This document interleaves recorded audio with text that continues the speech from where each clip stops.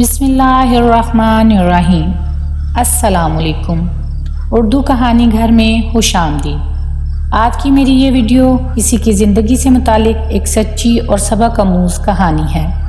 Video دیکھنے سے پہلے میرے یوٹیوب چینل اردو کہانی گھر کو سبسکرائب کریں اور بیل نوٹیفیکیشن کو آن کریں تاکہ ہماری ہر آنے والی ویڈیو آپ تک پہنچ سکے۔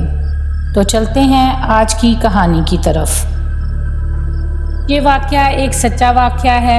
آج سے تقریباً 20 سال پہلے گجرانوالہ کے قبرستان محلے کا واقعہ ہے۔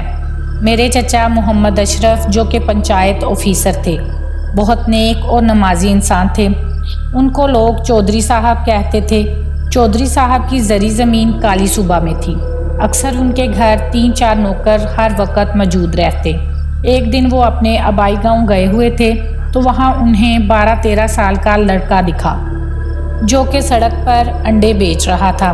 چودھری صاحب کی گاڑی اس کے پاس سے گزری تو میرے چچا چونکہ بہت رحم دل تھے، انہوں نے اپنی گاڑی اس لڑکے کے پاس روک لی اور اسے آواز دی، بیٹا ادھر آؤ۔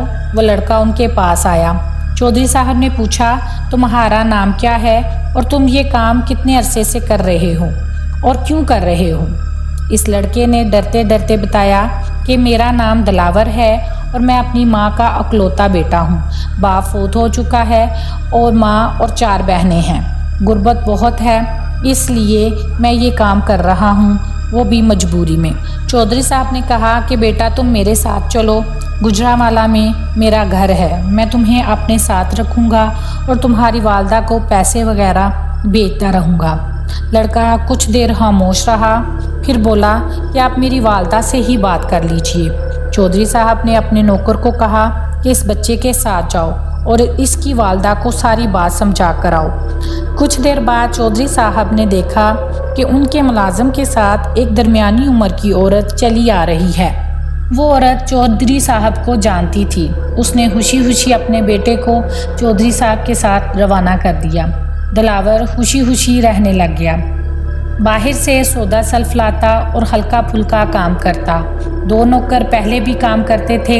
ایک دن جب چودھری صاحب دفتر سے واپس آئے تو بہت تھک چکے تھے۔ آپ نے دلاور سے کہا کہ بیٹے میرے پاؤں دبا دو، میں بہت تھک چکا ہوں۔ دلاور تھوڑی دیر کھڑا رہا اور پھر بولا، جناب ہم پاؤں نہیں دباتے۔ اس کا انکار سن کر چودھری صاحب تو حیران رہ گئے۔ کہنے لگے کہ کیوں؟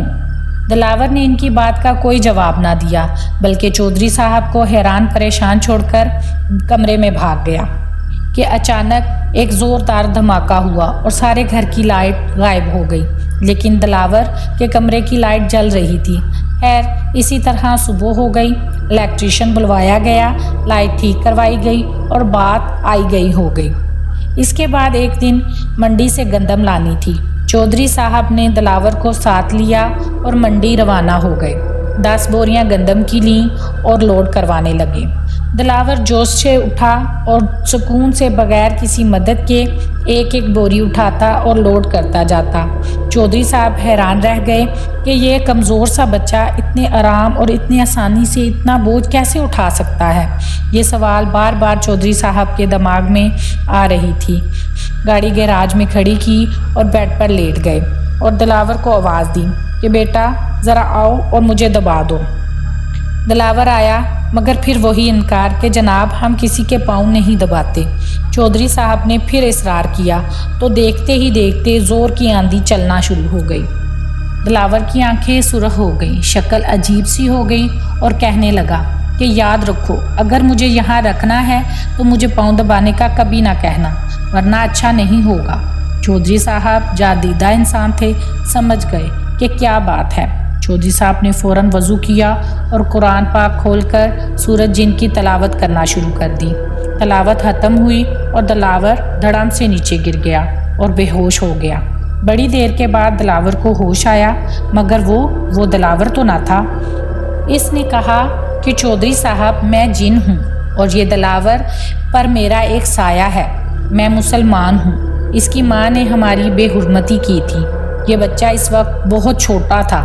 یہ بچہ رستے میں پیدل جا رہا تھا کہ اس کی ماں نے ایک جگہ پر رک کر اس کو پیشاب کروا دیا۔ وہ بستی ہم جنات کی تھی اور ہماری شادی ہو رہی تھی۔ ہم بہت خوش تھے کہ اچانک گزرتے وقت اس کی ماں نے اس کو وہاں پر پیشاب کروا دیا اور آگے چل دی۔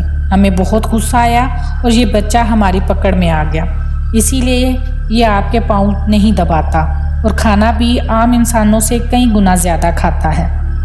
اس دن گندم کی بوریاں بھی دلاور نہیں میں اٹھا رہا تھا۔ اب آپ نے پاک کلام پڑھا ہے، اس لیے جو حکم آپ دیں گے میں مانوں گا۔